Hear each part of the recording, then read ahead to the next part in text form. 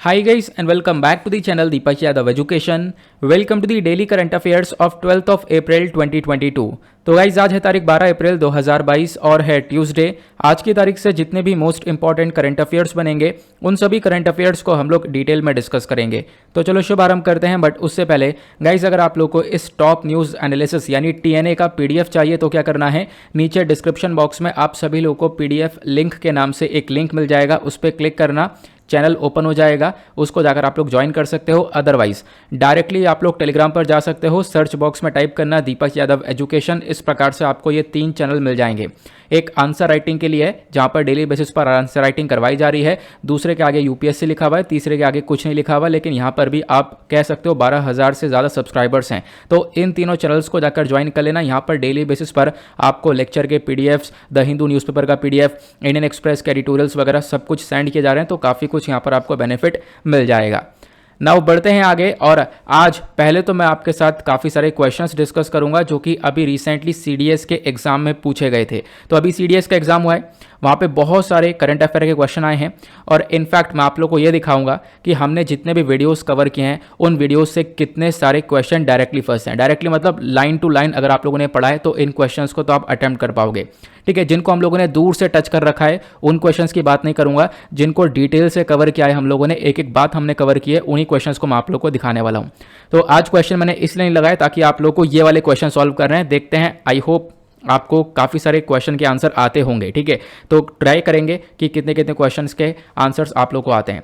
तो जैसे कि एग्जामिनेशन में सेकंड क्वेश्चन ही पूछा गया national rural employment guarantee act को लेकर, यानी एमजी नरेगा को लेकर। आपको पता होगा इसके बारे में, बहुत बार यहाँ पर इसके बारे में आपलोगों को चीज़ें समझा रखी हैं। तो पूछा गया एमजी नरेगा के रिगार्डिंग कुछ स्टेटमेंट है, बताना है कि कौन सा स्टेटमेंट करेक्ट है। पहला स्टेटमेंट ये बोलता है कि भाई 175 डेज का एम्प्लॉयमेंट यहाँ पर दिया जाता है। क्या सही है ये? आप लोग सभी क्वेश्चन का आंसर दोगे क्योंकि आपने काफ़ी बार पढ़ रखा है। उसके बाद इसका दूसरा ऑप्शन देखो, तीसरा ऑप्शन देखो और चौथा ऑप्शन देखो। वीडियो को पॉज करो, इसका करेक्ट आंसर नीचे टाइप करो। मैं आपको बताता हुआ चलूंगा कि हमने डिस्कशन कर रखा है या नहीं कर रखा है। ठीक है, उसके बाद यहां पर आप देख पाओगे एक दूसरा क्वेश्चन, दूसरे के बाद पेपर में सीधा तीसरा ही क्वेश्चन आप लोग को देखने को मिल जाएगा। एक ऐसा क्वेश्चन जो कि बहुत ही ज़्यादा सिंपल था। यहाँ पे बात की गई है इमरजेंसी के बारे में। आपको पता होगा अभी रिसेंटली मैंने इमरजेंसी के प्रोविजंस के बारे में पढ़ाया है। इनफैक्ट अगर आप लोग देखोगे तो अभी संडे का जो भी हमारा वीकली कंपाइलेशन होता है वहाँ पर मैंने आपको इमरजेंसी प्रोविजंस के बारे में पढ़ाया है। तो इमरजेंसी प्रोविजन के बारे में आपको पता होगा 3 प्रकार की इमरजेंसी पढ़ाई हैं, नेशनल, स्टेट और फाइनेंशियल। हेल्थ के बारे में कुछ पढ़ा ही नहीं है हमने। तो यहाँ पर पूछा गया था इसमें से यहाँ पर कौन सी इमरजेंसी है जो कि हमारे संविधान में मेंशन नहीं है। तो यहाँ पर D is the correct answer. बहुत सिंपल सा क्वेश्चन था। आई होप आप लोगों ने यहाँ पर जिन्होंने भी एग्जाम दिया है उन्होंने बहुत आराम से सॉल्व किया है। कल टेलीग्राम पर मैंने एक मैसेज शेयर किया था आपके साथ कि सीडीएस का जिसने भी एग्जाम दिया है वो मुझे यहाँ पर जो पेपर है उसको सेंड कर दो। तो काफ़ी सारे पेपर्स मेरे पास आ गए थे तुरंत ही। काफ़ी सारे लोग देख के आए हैं, उनका काफ़ी अच्छा रिस्पॉन्स आया है कि काफ़ी सारी चीज़ें आई हैं हमारे इस वीडियो से। तो सबसे बड़ी बात यहाँ पर कि आप लोगों ने इतने अच्छे से फॉलो किया है, उसके लिए बहुत बहुत थैंक यू। प्लस यहाँ पर आपने अपने डेडिकेशन के साथ में यहाँ पर सारा हार्डवर्क किया है। जिनके भी यहाँ पर ज़्यादातर क्वेश्चन सही हुए उन सबको मेरी तरफ से कॉन्ग्रेचुलेशंस। आगे बढ़ेंगे। उसके बाद अगले आर्टिकल में पूछा गया विच one of the following item is not covered under GST. तो ये यहाँ पर आपको 4 आइटम्स देखने को मिलेंगे। इसमें से कौन सा आइटम है जिसको जीएसटी में कवर नहीं किया गया है? नीचे कमेंट सेक्शन में इसका आंसर दो। देखो हर एक आर्टिकल पर या फिर हर एक क्वेश्चन पर आंसर ठीक है, बट ये मत सोचना कि सारे आंसर सही हैं। ठीक है, तो नीचे कॉमेंट सेक्शन में आपको सही आंसर देना है। उसके बाद यहाँ पर अगला क्वेश्चन यहाँ पर पूछा गया था which one of the following best describes about BRICS. मतलब Brazil, Russia, India, China, South Africa. यहाँ पर कितनी बार हमने इसके बारे में डिस्कशन कर रखा है। डायरेक्टली पूछा गया कि भाई यहाँ पर आप देख पाओगे ब्रिक्स को लेकर बताओ कौन सा स्टेटमेंट सही है। वीडियो को पॉज करो, इन स्टेटमेंट को पढ़ो। ठीक है, अगर मैं यहाँ पर इनको पढ़ने लगूंगा तो बहुत टाइम कंज्यूम हो जाएगा। इसी वजह से मैं आप लोगों को कह रहा हूँ आप रीड करो और उसके बाद यहाँ पर सॉल्व करो। मैं आपको बताता हुआ चलूंगा कि हमने पढ़ रखा है और ये चीज़ें लाइन टू लाइन कवर कर रखी हैं। ठीक है, उसके बाद यहाँ पे अगला ही क्वेश्चन पूछा जाए who among the following was the founder of Veerashaiva movement in Karnataka. ये मैं आपको बता सकता हूँ। अभी आपको पता होगा रिसेंटली मैंने एक वीडियो अपलोड किया था, मतलब हमारा जो डेली करंट अफेयर का वीडियो होता है जो कि आप लोग देख पा रहे हो ये वाला। इसमें हम लोगों ने क्या कवर किया था, मैंने आपको बताया था कि जो तालिबान है उसने यहाँ पर हमारे बमियान जो बुद्धा स्टैचू हैं इनको डिस्ट्रॉय कर दिया था। उसी दिन मैंने आपको एक और पर्सनैलिटी के बारे में बताया था, आपको याद होगा है ना। तो अभी जिनका एक बर्थ एनिवर्सरी को सेलिब्रेट किया गया था उनके बारे में बताया था, जिनको वॉकिंग गॉड के नाम से जानते हैं। आई होप आप लोग को याद आ रहा होगा। वहाँ पे मैंने आपको लिंगायत के बारे में बताया था। वहीं पर मैंने आपको ये बताया था वीरशैव मूवमेंट। तो वीरशैव मूवमेंट जो कर्नाटका के अंदर है, इसके फाउंडर कौन है? तो फाउंडर यहाँ पर आपको देखने को मिलेगा बसवना जी, आपको देखने को मिल जाते हैं। क्लियर हुआ? तो इसका करेक्ट आंसर ये है, जो काफ़ी टिपिकल होगा, जो लोग को यहाँ पर नहीं आ रहा होगा वो मैं आपको यहाँ पर बताता हुआ चलूंगा। तो एग्जैक्टली मैंने ये डायरेक्टली लाइन टू लाइन चीज़ें वहाँ पर लिख रखी हैं। तो वही बात बोल रहा हूँ कि जो हमने कवर किया लाइन टू लाइन, कि हाँ एक भी वर्ड यहाँ से हिला हुआ नहीं होगा, वही चीज़ मैं आपको बता रहा हूँ। अदरवाइज बहुत सारे क्वेश्चन ऐसे थे जो कि हमने काफ़ी दूर से टच कर रखे थे, उसको भी सॉल्व कर सकते थे, मैंने वो क्वेश्चन यहाँ पर ऐड ही नहीं किए हैं। ठीक है, इससे पता चलता है कि आपके इस करंट अफेयर के वीडियो में काफ़ी एफर्ट्स लगाए जा रहे हैं, आपको बहुत कुछ मिल रहा है। जितना भी आप यहाँ पे पढ़ रहे हो वो सब बिल्कुल ऑथेंटिक ये डिस्कशन हो रहा है, आपको हेल्प करेगा हर एक एग्जामिनेशन में। उसके बाद अगले क्वेश्चन आप देख पाओगे। अगले क्वेश्चन पूछा गया, विच one of the following is not a characteristic feature of Indian federalism.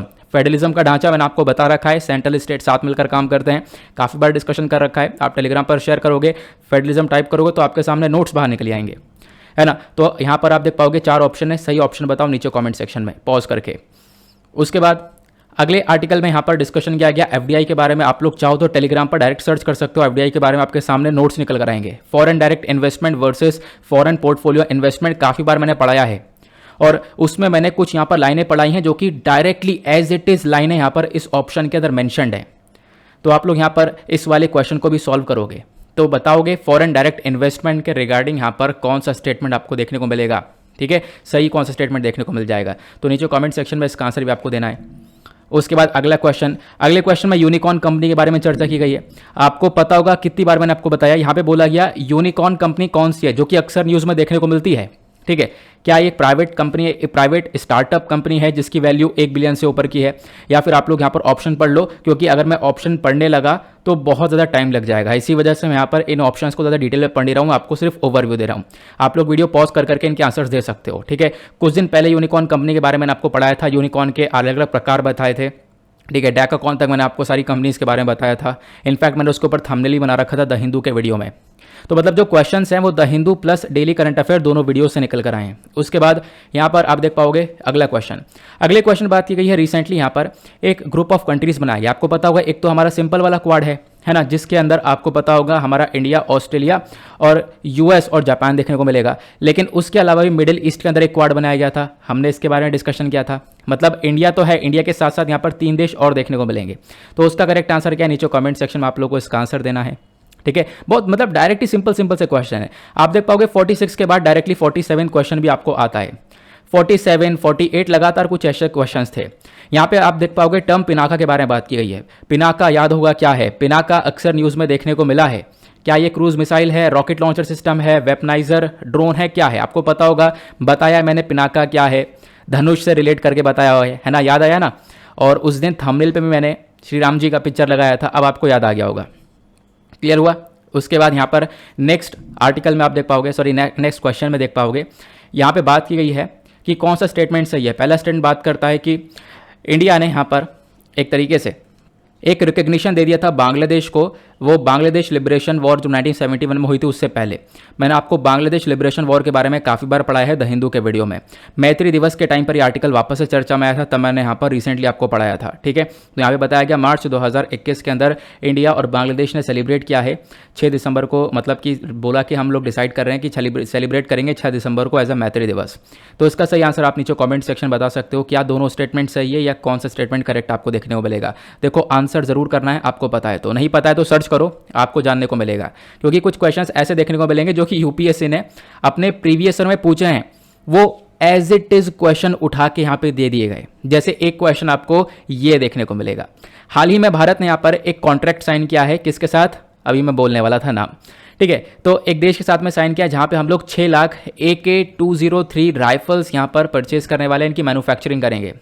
अब किस कंट्री के साथ में हम लोग मिलकर मैन्युफैक्चरिंग करेंगे, आपको इसका करेक्ट आंसर नीचे कमेंट सेक्शन में देना है। इसका वैसे आंसर सही लगा हुआ है उसका, क्योंकि मैंने काफ़ी बार आपको बताऊंगा इंडिया रशिया के रिलेशंस के बारे में पढ़ा रखा है, आपको स्टैटिक पोर्शंस मैंने सेंड कर रखे हैं। हाँ, एक बात और है, जो हम लोग स्पेशल नोट्स रोजाना डिस्कस करते हैं ना, आधे से ज़्यादा क्वेश्चन उस स्पेशल नोट्स में से निकल कर आए हैं।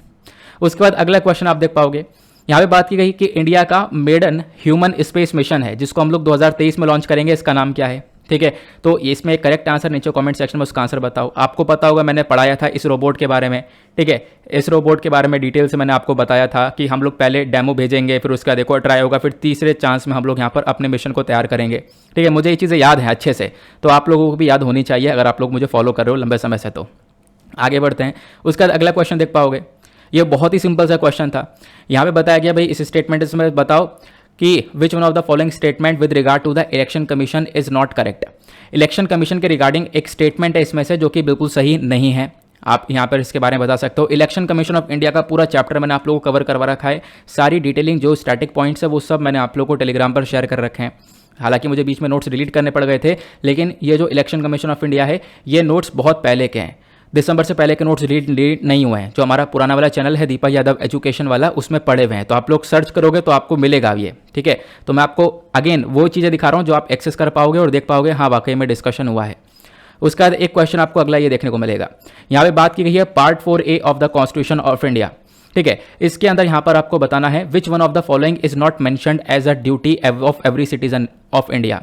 क्योंकि आपको पता होगा पार्ट 4A के अंदर फंडामेंटल ड्यूटीज़ के बारे में चर्चा की गई है, और आपको पता होगा फंडामेंटल ड्यूटीज़ का पूरा चैप्टर कवर किया है। आज से मैंने लगभग 15-20 दिन पहले पूरा चैप्टर कवर किया है। एक दिन का वीडियो था, और शायद मैंने आप लोगों को पूरा चैप्टर लक्ष्मीकांत का यहाँ पर टेलीग्राम पर शेयर कर रखा है, क्योंकि 4 पन्नों का चैप्टर है पूरा। तो पूरा चैप्टर मैंने आपको पढ़ाया था, सारी फंडामेंटल ड्यूटीज़ पढ़ाई थी। उसके बाद आप ये बहुत सारे कमेंट्स भी आ रहे थे कि आप यहाँ पे फंडामेंटल राइट्स को भी कवर करो और ऐसे पूरी पॉलिटी को कवर कर दो, है ना।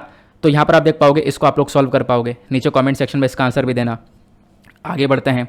उसके बाद ये क्वेश्चन यूपीएससी ने डायरेक्टली पूछा था। अभी कुछ दिन पहले पीवाईक्यू के अंदर मैंने आपसे ये वाले क्वेश्चन डिस्कस किया था, आपको याद होगा। यहाँ पे बात की है 10 डिग्री चैनल के बारे में। 10 डिग्री चैनल यहाँ पे पाया जाता है कौन कौन से आइलैंड के बीच में, तो आप लोगों को नीचे कमेंट सेक्शन में इसका सही आंसर देना है। मैंने आपको डिटेल से समझाया था। 10 डिग्री चैनल के बाद अलग अलग चैनल्स के बारे में भी बताया था, कुछ दिन पहले की बात है ये। फिर उसके बाद आप देख पाओगे अगला क्वेश्चन, इतना सिंपल सा क्वेश्चन डायरेक्टली पूछा गया, विच one of the following writ means you may have the body. एक ऐसी रिट है, रिट पिटिशन के बारे में हमने पढ़ रखा है, अलग अलग प्रकार की रिट हैं, हेबेस कॉर्पस, मैंडेमस, सर्चोरेरी, कोरांटो, ये सब मैंने आपको सेंड कर रखा है टेलीग्राम पर।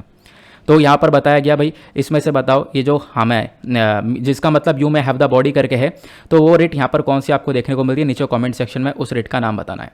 क्लियर हुआ, तो ये भी directly as it is question आ गया। उसके बाद एक क्वेश्चन आपको ये देखने को मिलेगा, यहाँ पे बात की है which one of the following state union territories has the highest percentage of forest area to the total geographical area. तो यहाँ पर कौन सा स्टेट या यूनियन टेरिटरी है जिसके अंदर आपको एक हाई परसेंटेज का फॉरेस्ट एरिया देखने को मिलेगा। कुछ दिन पहले हमने कवर किया था जब फॉरेस्ट वाली रिपोर्ट को डिस्कस किया था, आज से 2 महीने पहले यहाँ पर आर्टिकल मैंने आपको कवर करवाया है। ठीक है, तो इसका आंसर भी आप सिंपल सा नीचे कमेंट सेक्शन में दे सकते हो। तो ये कुछ क्वेश्चंस ऐसे थे जो डायरेक्टली पूछे गए। बाकी यहाँ पर अभी कम से कम 15 से 18 क्वेश्चन कुछ ऐसे थे जिसको हम लोगों ने दूर से टच किया है, जिसको अगेन सॉल्व कर सकते थे। अगर मैं आप लोगों को बताता तो याद आ जाता आपको, हाँ हमने पढ़ा है। ठीक है, तो मैं आपको ये दिखाना चाह रहा हूँ कि वीडियो का इंपॉर्टेंस बहुत ज़्यादा है। दोनों वीडियोस अगर आप लोग प्रॉपरली फॉलो कर रहे हो तो काफ़ी सारे क्वेश्चंस फंसेंगे हर एक एग्जामिनेशन के अंदर। ठीक है, प्लस अभी यहाँ पर यूपीएससी का प्रीलिम्स होने वाला है। आई होप हम लोगों ने जो भी 1 साल में पढ़ा है बहुत कुछ आए। ठीक है, पूरी यहाँ पर होप है। काफ़ी कुछ हम लोगों ने नोट्स वगैरह शेयर करे थे, वो सब मैं आपके साथ डिस्कस करूँगा जब भी यहाँ पर पेपर होगा, तो उसके बाद मैं आपको चीज़ें बताऊँगा। ठीक है, बाकी आप लोग अपनी मेहनत पर लगे रहो जो भी यहाँ पर चल रहा है। चलो काफ़ी टाइम हो गया, इसी वजह से अगर मैं इनको सॉल्व करता, सब कुछ डिटेल से बताता, तो फिर ये अभी दुगना टाइम लगता, अभी कम से कम आधा घंटा और लगता। तो इसी वजह से मैंने सोचा मैं आपके साथ शेयर करूं और पूछ लूँ ये क्वेश्चन। चलो अब पहला आर्टिकल जो है हमारा, ये बहुत इंपॉर्टेंट होने वाला है एग्जामिनेशन के पॉइंट ऑफ व्यू से। यहाँ पे बात की जा रही है मैनेजिंग फॉरेस्ट फायर्स इन क्लाइमेट चेंज। ये एक रिपोर्ट आई है, और ये रिपोर्ट इतनी ज़्यादा इंपॉर्टेंट रिपोर्ट है क्योंकि ऐसे क्वेश्चन बन जाते हैं डायरेक्टली, आपने अभी देखा CDS में, और ऐसे यहाँ पर यूपीएससी में भी बन जाते हैं। और ये आर्टिकल आप लोग सिंपली GS पेपर 3 एनवायरमेंट से रिलेट कर सकते हो। आर्टिकल का सोर्स क्या है, इंडियन एक्सप्रेस के अंदर डिटेल से कवर किया है। फॉरेस्ट फायर के बारे में बताया, जो जंगलों के अंदर आग लग जाती है उसके बारे में स्टडी करी गई है, और बताया गया अभी पिछले 20 सालों के अंदर जो ये आग लगनी है, ये आग लगना बढ़ चुका है। मतलब ज़्यादा जंगलों के अंदर आग लगती हुई नजर आ रही है, क्योंकि आपने देखा होगा काफ़ी सारे आर्टिकल्स तो हम लोग रेगुलरली पढ़ते रहते हैं। अभी रिसेंटली सरिस्का टाइगर रिजर्व के बारे में पढ़ा था, याद होगा, वहाँ पर आग लग गई थी, है ना। तो ऐसे बहुत सारे जंगलों के अंदर आग लग रही है, और ये जो फ्रीक्वेंसी एक मतलब बढ़ चुकी है, बहुत जल्दी जल्दी यहाँ पर ये सिनेरियो हम लोग को देखने को मिल रहा है, ऐसा इस रिपोर्ट ने बताया। अभी जो स्टडी की है किसने करी है, ये पूरी स्टडी आई है क्यू की तरफ से, council on energy environment and water. तो ये भी आपको मैं बताऊंगा, मैं आपको दिखा रहा हूँ पूरा आर्टिकल कि आप लोग आर्टिकल ही पढ़ सको, देख सको कि हाँ बिल्कुल ऑथेंटिक डिस्कशन है। ठीक है, तो स्टडी हुई है नाम क्या है, मैनेजिंग फॉरेस्ट फायर्स इन अ चेंजिंग क्लाइमेट। ठीक है, अगर हम लोग बात करें इस स्टडी को रिलीज करने वाली बॉडी क्यू, इसका नाम है। क्यू की फुल फॉर्म मैंने आपको बताया, इसके बारे में अभी डिटेल से इन्फॉर्मेशन दूंगा। क्यू के बारे में अगर हम लोग बात करें तो मैं आपको बता देता हूं। देखो, इसकी फुल फॉर्म आपको पता चल चुकी है। ये एक not for profit policy research institution है, मतलब कि इसका फायदा कमाने का कोई मकसद नहीं है, लेकिन रिसर्च करता है। रिसर्च के लिए इस इंस्टीट्यूशन को बनाया गया है, जो कि न्यू दिल्ली के अंदर आपको देखने को मिल जाता है। रिसर्चिंग वगैरह करने में मदद करता है। क्यू को बनाया गया था ताकि ये हम लोग को एक इंडिपेंडेंट रिसर्च प्रोवाइड करवाए और उस रिसर्च का इस्तेमाल करें पॉलिसी मेकर्स, जो भी पॉलिसी बना रहा है तो वो आराम से उन रिसर्च का इस्तेमाल कर सकता है, देख सकता है भाई कहाँ पर क्या हो रहा है। ठीक है, गलत हो रहा है तो वहाँ पर हम लोग कैसे उस चीज़ को सही कर सकते हैं, तो वो पॉलिसी मेकर्स उनको इस्तेमाल कर सकते हैं, उसके हिसाब से अपनी पॉलिसी को बना सकते हैं और इंडिया को एक सस्टेनेबल इंडिया बना सकते हैं। और इसी बॉडी का जो पूरा काउंसिल है, यहाँ पर इसका ऑफिस आपको लखनऊ के अंदर देखने को मिल जाएगा। इसका हेडक्वार्टर न्यू दिल्ली के अंदर है। 2010 में इस बॉडी को बनाया गया था। इसके सीईओ डॉक्टर अरुणाबा घोष आपको देखने को मिल जाते हैं। क्लियर हुआ। जो चेयरमैन है इस बोर्ड ऑफ डायरेक्टर्स के, तो यहाँ पर वो इनका नाम है जमशेद गोदरेज। तो ये कुछ यहाँ पर स्टैटिक इन्फॉर्मेशन जो कि डायरेक्टली वनडे एग्जामिनेशन पूछ ली जाती है, बट यहाँ पर पॉसिबिलिटी है कि हमारे प्रीलिम्स में भी पूछ ली जा सके। क्लियर हुआ। बाकी आपने यहाँ पर देख लिया इस स्टडी को किसने पब्लिश किया है। आगे बात करते हैं। अब ये जो क्यू है, इनकी जो मतलब कोई जो रिसर्च वगैरह करता है, जिन्होंने स्टडी पब्लिश करी है, इनकी आपकी वेबसाइट देखने को मिलेगी और काफ़ी खूबसूरत वेबसाइट बनाई है। मैंने खुद यहाँ पर पहली बार विजिट किया था, अच्छे से पूरी वेबसाइट देखी। आप लोग भी जाकर इसको चेकआउट कर सकते हो। तो वेबसाइट पर अलग अलग रिपोर्ट्स पब्लिश, हम लोग इस वाली रिपोर्ट का डिस्कशन करेंगे जो कि अभी नई नई पब्लिश हुई है। ठीक है, आप रिपोर्ट ओपन करोगे तो इस प्रकार से आपको देखने को मिलेगा। उन्होंने बताया कुछ फाइंडिंग्स वगैरह कि क्या क्या हमें देखने को मिला, कौन कौन से राज्यों में जंगलों के अंदर आग बढ़ती हुई नजर आई हैं, कहाँ कहाँ पर इंक्रीज देखने को मिला है, उसको कैसे मैनेज कर सकते हैं, वो सारी बातें इन्होंने बताई। सबसे पहला पॉइंट इन्होंने बताया कि जो आग लग रही थी आज से कई साल पहले, तो आज के टाइम पर ये 10 गुना ज़्यादा बढ़ चुकी हैं। 10 फोल्ड इंक्रीज देखने को मिला है फॉरेस्ट फायर के अंदर पिछले 20 सालों के अंदर। पिछले 20 सालों में यहाँ पर 10 गुना तेजी से जंगलों के अंदर आग लगती हुई नजर आ रही हैं और 62% से भी ज़्यादा जो इंडियन स्टेट्स हैं वो आज के टाइम पर खतरे में हैं और इनके अंदर सबसे ज़्यादा हाई इंटेंसिटी फॉरेस्ट फायर देखने को मिल रहा है। ठीक, मतलब इनका एक सबसे बड़ा खतरा बना हुआ है। ठीक है, उसके बाद आंध्र प्रदेश हुआ, असम हुआ, छत्तीसगढ़ हुआ, ओडिशा हुआ और महाराष्ट्र हुआ। ये मोस्ट प्रोन स्टेट्स आपको देखने को मिलेंगे जहां पर सबसे बड़ा खतरा आपको देखने को मिल जाएगा, जो कि सबसे ज़्यादा सफरिंग स्टेट्स हैं इस फॉरेस्ट फायर की वजह से। ठीक है, अब ये सब क्यों हो रहा है? देखो, फॉरेस्ट फायर के पीछे का एक मेजर कारण है क्लाइमेट चेंज। क्लाइमेट चेंज मतलब कि यहाँ पर लगातार क्या हो रहा है, पोल्यूशन हो रहा है। पोल्यूशन की वजह से लगातार गर्मी बढ़ती चली जा रही है, तो ये भी कहीं ना कहीं एक बहुत बड़ा कारण है जिसकी वजह से ये स्टेट्स कहीं ना कहीं इन सारी प्रॉब्लम से सफ़र कर रहे हैं। उसके बाद यहाँ पे बात आती है मिजोरम की, तो मिजोरम यहाँ पर highest number of forest fire incidences के अंदर आता है। तो मिजोरम के अंदर सबसे ज़्यादा इंसिडेंट्स देखने को मिले हैं जंगलों के अंदर आग लगने वाले। पिछले 20 सालों की बात यहाँ पर की जा रही है।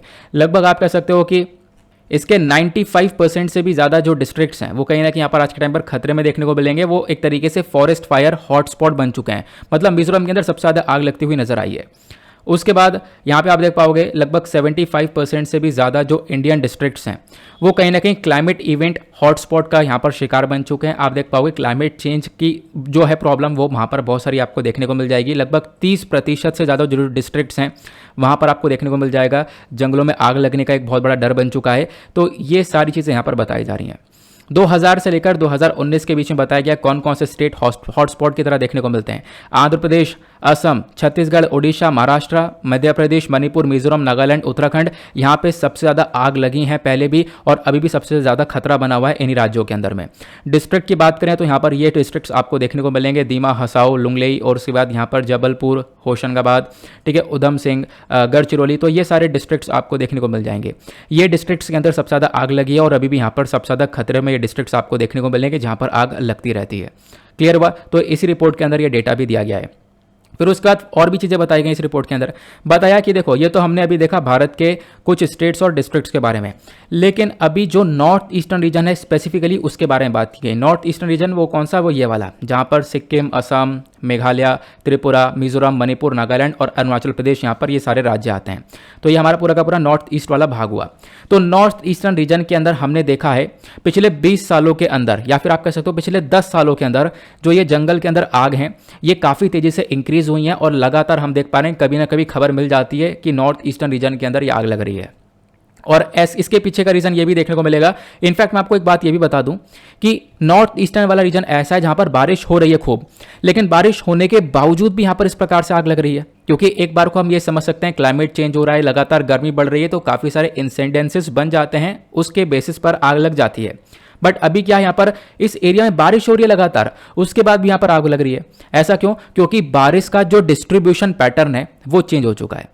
मतलब बारिश जो हो रही थी मई जून के टाइम पर, वो यहाँ पर अभी पहले हो जा रही है, मार्च के बीच में हो जा रही है। मतलब जो डिस्ट्रीब्यूशन पैटर्न था, जब पहले हुआ करती थी उसका टाइम है, तो उस टाइम पर नहीं हो रही है, अपने टाइम के हिसाब से अलग टाइम पर हो रही है बारिश।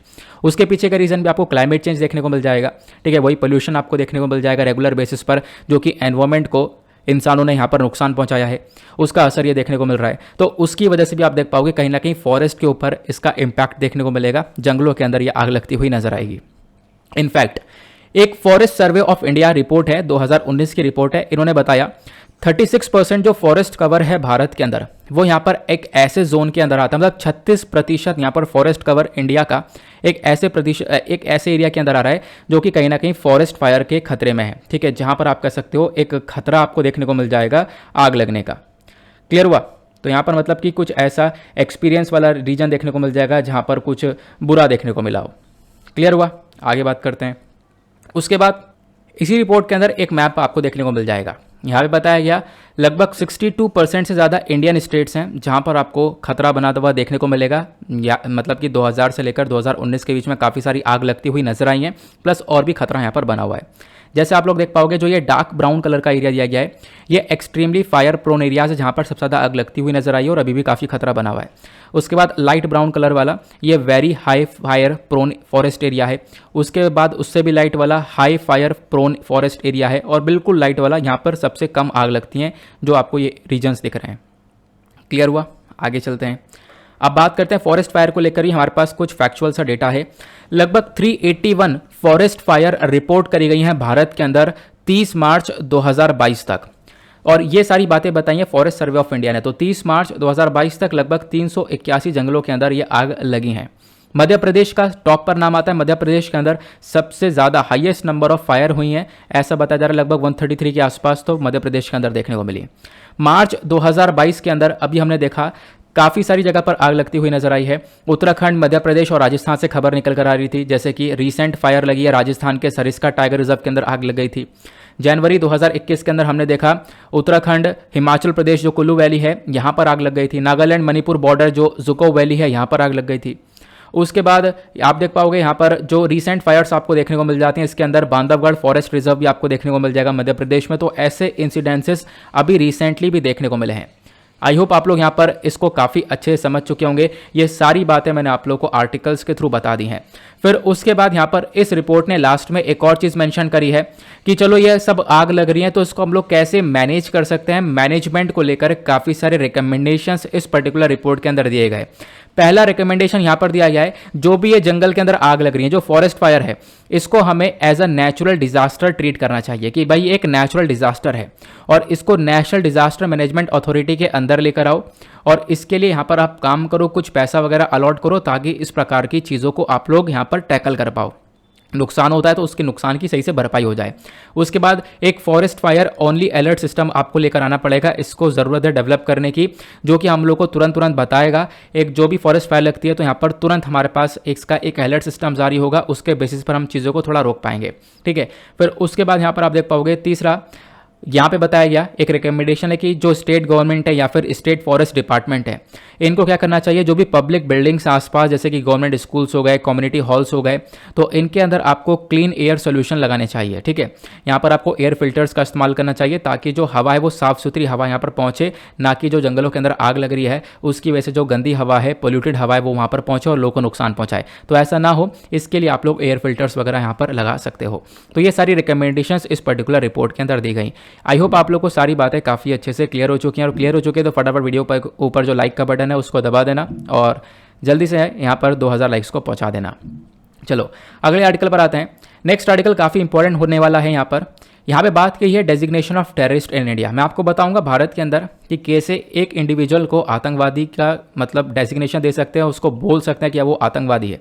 ठीक है, उसको डिक्लेयर किया जा सकता है कि वो एक टेररिस्ट है। तो कैसे ये सब काम होता है मैं आप लोग को आगे बताऊंगा, या फिर उसके ऊपर से आतंकवादी का टैग अगर रिमूव करना है तो वो कैसे करते हैं वो भी आगे आपको बताया जाएगा।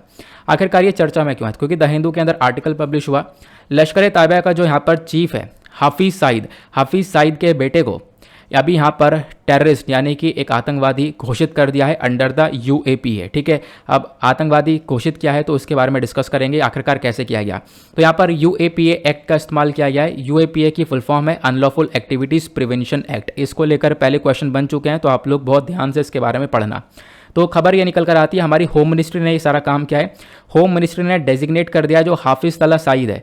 ठीक है, यहाँ पर आप कह सकते हो ये है बेटा किसका, हाफिज मोहम्मद सईद का, जिसको अभी यहाँ पर डेजिग्नेशन दिया गया एक आतंकवादी का।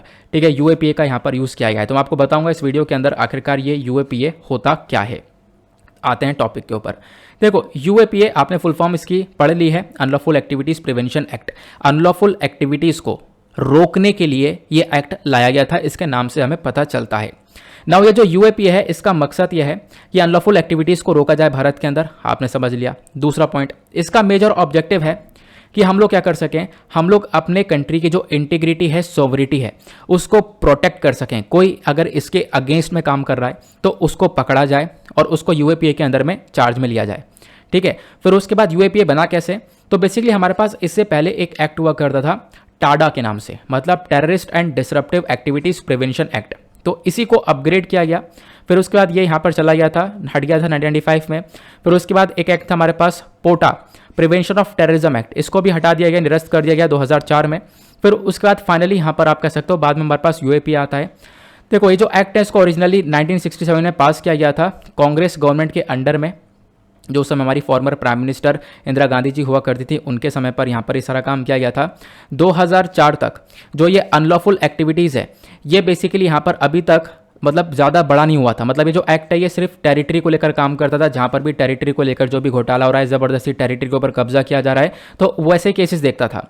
लेकिन बाद में इसके अंदर अमेंडमेंट होता है, मतलब अनलॉफुल एक्टिविटीज़ वाला पहले कोई इतना दमदार एक्ट नहीं था, बाद में इसके अंदर चेंज होता है। 2004 के अंदर अमेंडमेंट देखने को मिलता है और उस अमेंडमेंट के माध्यम से टेररिस्ट एक्ट इसके अंदर ऐड कर दिया जाता है। टेररिस्ट एक्ट ऐड करने के बाद यहाँ पर ये अब लोग आतंकवाद को टैकल करने के लिए भी यहाँ पर यूएपीए के अंदर में पावर्स आ जाती हैं। देखो, एक टाइम पर यूएपीए के अंदर टेररिज्म को टैकल करने के लिए कोई पावर्स नहीं थी, को कुछ टाइम बाद आती हैं अमेंडमेंट के बाद में। नाउ हमारी केंद्र सरकार यूएपीए 1967 को कर देती है अमेंड। ठीक है, 1967 में मैंने आपको बताया ना, हालांकि यूएपीए बहुत पहले आ गया था 1967 के अंदर में, लेकिन यहाँ पर 2004 तक इसके अंदर कोई भी दम नहीं था। ये बेसिकली यहाँ पर आतंकवाद वगैरह को लेकर काम नहीं कर रहा था, लेकिन 2004 में जब अमेंडमेंट हुआ तब यहाँ पर टेररिस्ट एक्ट को ऐड किया गया। देन उसके बाद हमारी केंद्र सरकार ने इसके अंदर फिर अमेंडमेंट किया अगस्त 2019 में, और 2019 के अंदर जब अमेंडमेंट किया गया तो एक बहुत बड़ा अमेंडमेंट हुआ। अमेंडमेंट करने के बाद यूएपीए में कुछ प्रोविजंस ऐड कर दिए और उस प्रोविजन के अंदर बोला गया कि अब यूएपीए के पास पावर है कि वो किसी भी एक इंडिविजुअल व्यक्ति को आतंकवादी डेजिग्नेट कर सकता है, आतंकवादी का करार दे सकता है। इस अमेंडमेंट से पहले सिर्फ और सिर्फ हम लोग किसी और ऑर्गेनाइजेशन को, मान लो लश्कर तैयबा कोई ऑर्गेनाइजेशन हो गई, तो इसी को हम लोग सिर्फ और सिर्फ आतंकवादी आउटफिट बोल सकते थे, इसको डेजिग्नेशन दे सकते थे। इससे पहले हमारे पास इंडिविजुअल व्यक्ति के लिए प्रोविजन नहीं था। तो एक पर्टिकुलर व्यक्ति, क्योंकि अभी हमने एक पर्टिकुलर व्यक्ति को आतंकवादी घोषित किया है अभी करंट न्यूज़ में, तो अगर एक इंडिविजुअल को यहाँ पर अगर आपको डेजिग्नेशन देना है तो उसके लिए हमारे पास पहले प्रोविजन नहीं हुआ करते थे। तो 2019 में यहाँ पर वो प्रोविजन ऐड हो जाते हैं जब हम लोग इसके अंदर फिर से एक चेंज करते हैं। फिर उसके बाद जो सेक्शन 15 है यूएपीए का, वो सारी चीज़ें डिफाइन कर देता है। टेररिस्ट एक्ट है क्या? देखो, टेररिस्ट एक्ट वो है कि जो भी व्यक्ति यहाँ पर ऐसा काम करे कि भारत की unity, integrity, security, economic security, sovereignty को खतरा पहुँचाए, तो बेसिकली वो टेररिज्म के अंदर आएगा और उसको यहाँ पर यूएपीए के अंदर चार्ज किया जा सकता है। क्लियर हुआ? आई होप आप लोग काफ़ी अच्छे से सारी बातें समझ रहे हो। अब बात करते हैं कौन यहाँ पर है व्यक्ति जो कि किसी व्यक्ति को आतंकवादी का डेजिग्नेशन देता है, मतलब यूएपीए के अंदर कौन है, वो कौन ये सारा काम करता है।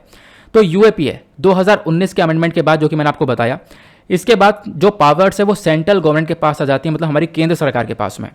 तो केंद्र सरकार के पास पावर है कि वो किसी भी एक इंडिविजुअल व्यक्ति को टेररिस्ट डेजिग्नेट कर सके। ठीक है, तो सेंट्रल गवर्नमेंट के पास पावर से आपसे डायरेक्टली क्वेश्चन बन सकता है, क्योंकि अभी मैंने आपको बताया कि मिनिस्ट्री ऑफ होम अफेयर्स ने ये काम किया है, तो हमारी वो सेंट्रल गवर्नमेंट के अंडर में आ रही है। क्लियर हुआ? आगे बढ़ते हैं। अब बात करते हैं कि मान लो चलो यहाँ पर कोई एक इंडिविजुअल है, उसको कैसे हम कहेंगे कि हाँ वो टेररिस्ट है, कैसे उसको डिक्लेयर किया जाएगा? क्या ऐसे ही कर दिया जाएगा? नहीं। तो उसके पीछे के यहाँ पर काफ़ी प्रोसेस देखने को मिलेगा। पहला पॉइंट, हमारी जो सेंट्रल गवर्नमेंट है, जो हमारी केंद्र सरकार है, वो यहाँ पर किसी भी एक इंडिविजुअल को टेररिस्ट की तरह डेजिग्नेशन दे सकती है एक नोटिफिकेशन के माध्यम से। एक नोटिफिकेशन होगा ऑफिशियल गैजेट के अंदर, उसके बाद यहाँ पर उसमें उसका नाम ऐड किया जाएगा किसके अंदर? यूएपीए बिल के अंदर में, और फिर उसके बाद यहाँ पर उसको आतंकवादी घोषित किया जा सकता है। सरकार को यहाँ पर किसी भी, आप कह सकते हो कि किसी इंडिविजुअल या फिर आप को मैंने बताया ना भी कि इंडिविजुअल व्यक्ति को यहाँ पर टेररिस्ट घोषित कर सकते हैं। तो सरकार को यहाँ पे कोई भी ऐसी रिक्वायरमेंट नहीं है कि कोई जो इंडिविजुअल व्यक्ति है, जब इसको हम लोग आतंकवादी घोषित कर रहे हैं तो उसके पास कोई भी अपॉर्चुनिटी नहीं बनेगी, आप कह सकते हो कि अपनी सुनवाई देने की। तो यहाँ पे आपको ये भी ध्यान रखना है, ठीक है। तो the government is not required to give an individual an opportunity to be heard before such a designation. तो यहाँ पर जब उस व्यक्ति को आतंकवादी घोषित किया जाएगा तो यहाँ पर उसकी एक भी नहीं सुनी जाने वाली है। क्लियर हुआ? उसके बाद एट प्रेजेंट की बात करें तो करेंट टाइम में यहाँ पे आप देख पाओगे बताया ये गया कि मान लो जब तक यहाँ पर वो मुजरिम साबित नहीं होगा तब तक ऑब्वियस सी बात है यहाँ पर आप कह सकते हो कि उसको टेररिस्ट की तरह डेजिग्नेशन नहीं दिया जा सकता। बट यहाँ पे अगर हम लोग बात करें एक और चीज़ कि क्या होगा अगर हम लोग किसी एक व्यक्ति को, अगर हमने ये काम कर दिया, ये काम करने के बाद किसी व्यक्ति को एज अ टेररिस्ट डेजिग्नेशन दे दिया, तो क्या होगा उस व्यक्ति के साथ में? तो ये जो डेजिग्नेशन है किसी भी इंडिविजुअल व्यक्ति को दिया जा सकता है, दुनिया भर में कोई भी टेररिस्ट है उसको दिया जा सकता है। यूनाइटेड नेशन यहाँ पर एक काम कर सकता है। और यूनाइटेड नेशन क्या करता है? यूनाइटेड नेशन अगर किसी भी व्यक्ति को टेररिस्ट घोषित कर देता है तो उसकी व्यक्ति के ऊपर सारे सैंक्शन लग जाते हैं, उसका जो ट्रैवलिंग वगैरह है वो बैन कर दिया जाता है, उसके एसेट फ्रीज कर दिए जाते हैं, ठीक है। हर चीज़ यहाँ पर उसके हथियार वगैरह की सप्लाई बिल्कुल बंद कर दी जाती है। लेकिन यूएपीए के अंदर में कोई भी ऐसी डिटेल हमारे पास मेंशन नहीं है कि उसके साथ क्या होगा, ठीक है। उसके साथ साथ यहाँ पर और भी कोई चीज़ मेंशन नहीं है। हमारी यूएपीए एक्ट के अंदर ये भी मेंशन नहीं है कि चलो मान लो एक व्यक्ति को हमने आतंकवादी घोषित कर दिया, तो आतंकवादी घोषित करने के बाद यहाँ पर उसके ऊपर केस फाइल किया जाएगा या अरेस्ट किया जाएगा। तो ये सारी बातें भी यहाँ पर आप कह सकते हो इन चीज़ों की रिक्वायरमेंट नहीं है इस यूएपीए एक्ट के अंदर, ये बातें यहाँ पर बताई गई। क्लियर हुआ? आई होप आप लोग यहाँ पर ये सारी चीज़ों को समझ गए होंगे। लेकिन एक आखिरी क्वेश्चन, चलो यहाँ पर एक आतंकवादी घोषित कर दिया, मान लो यहाँ पर अब उसका जो टैग है आतंकवादी का वो हटाना है, तो कैसे हटाया जाएगा और कौन हटाएगा ये भी बता दो। तो ये यहाँ पर इसको ध्यान से सुनना, ये स्लाइड बहुत इंपॉर्टेंट है।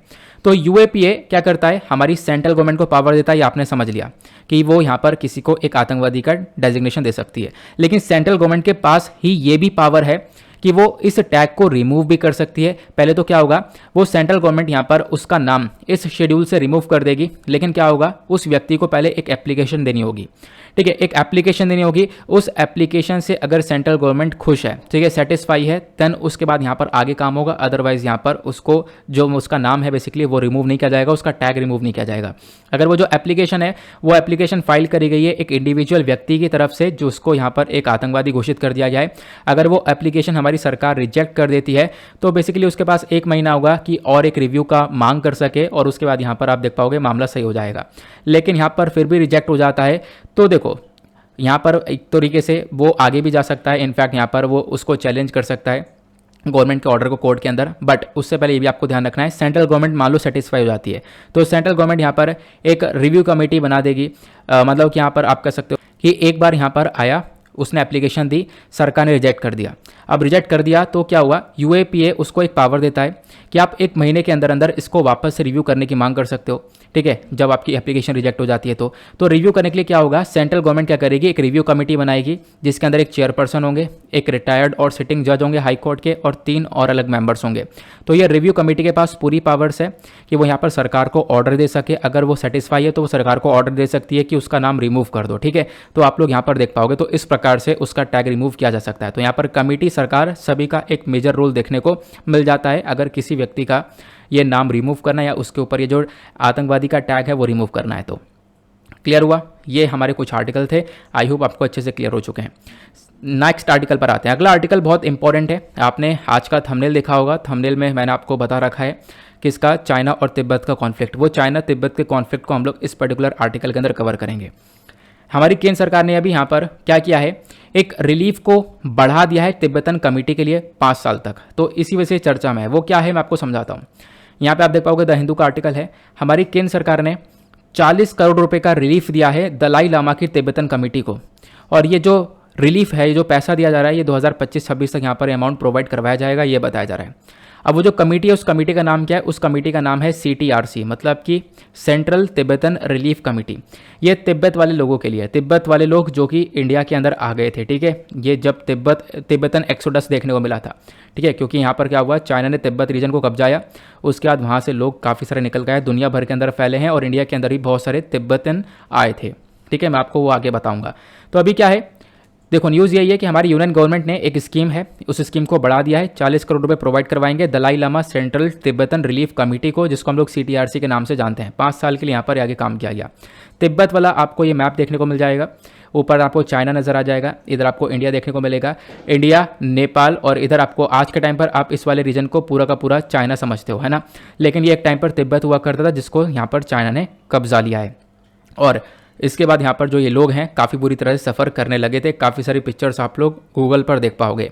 तो चाइना तिब्बतन रिलीफ कमेटी, ये कमेटी क्या है जिसको अभी पैसे दिया है, किसको, सॉरी ये चाइना नहीं है, ये सेंट्रल है, ठीक है, मैंने गलती से चाइना मेंशन कर दिया है। तो ये सेंट्रल तिब्बतन रिलीफ कमेटी है। तो इस कमेटी को यहाँ पर ये पैसे प्रोवाइड करवाए सरकार ने, ठीक है, तो वो यही कमेटी है। इस कमेटी के बारे में 2-4 बातें जान लो। इस कमेटी को लॉन्च किया गया था 2015 में। इस कमेटी का मेन ऑब्जेक्टिव है क्या करना, इंडिविजुअल के बीच में कोऑर्डिनेशन को लेकर आना, प्लस यहाँ पर जो इंडियन गवर्नमेंट एफर्ट्स हैं वो यहाँ पर और इम्प्रूव करना। इंडियन गवर्नमेंट के एफर्ट्स क्या है कि हम लोग अपने तिब्बतन रिफ्यूजीज़ को अच्छे से सेटल कर पाएँ, क्योंकि मैंने आपको बताया ना क्या हुआ, जब चाइना ने पूरे तिब्बत को कब्जाया, तिब्बत वाले जो तिब्बतन लोग हैं ये सब निकलकर दुनिया भर में गए, तो बहुत सारे तिब्बतन इंडिया के अंदर आए। अब इंडिया के अंदर आएंगे तो एज अ रेफ्यूजी आएंगे, एज अ शरणार्थी आपको देखने को मिलेंगे, तो उनकी सपोर्ट के लिए, उनको सेटल करने के लिए यहाँ पर ये कमेटी बनाई गई थी। तो इसी कमेटी को हम सपोर्ट करने के लिए पैसा प्रोवाइड करवाते हैं।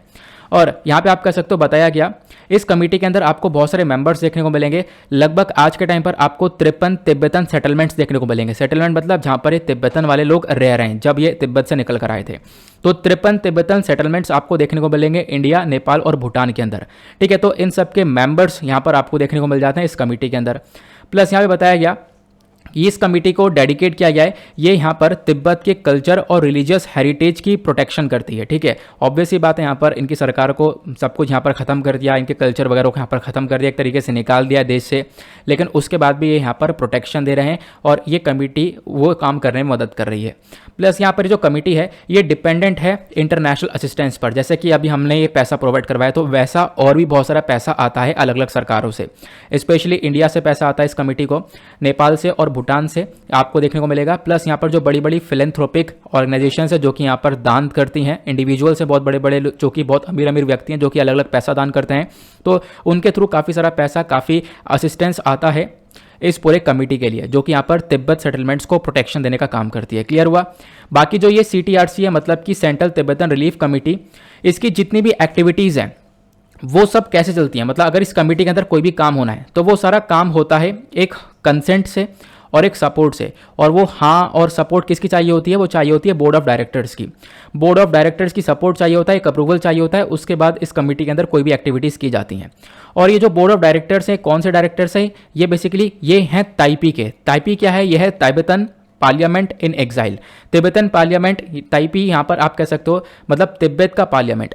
जो तिब्बत का पार्लियामेंट इन एग्जाइल मतलब देश से निकाल देना, ठीक है, तो आपको यहाँ पर ये देखने को मिल जाएगा। तो मतलब कि तिब्बत का एक ऐसा पार्लियामेंट है जो कि यहाँ पर अपने तिब्बत से बाहर बना हुआ है, जिसका नाम TPIE रखा हुआ है, ठीक है। अब ये जो है TPIE, इसका हेडक्वार्टर आपको धर्मशाला में देखने को मिलेगा। धर्मशाला जो कि कांगड़ा डिस्ट्रिक्ट ऑफ हिमाचल प्रदेश यानी कि इंडिया के अंदर आपको देखने को मिल जाएगा।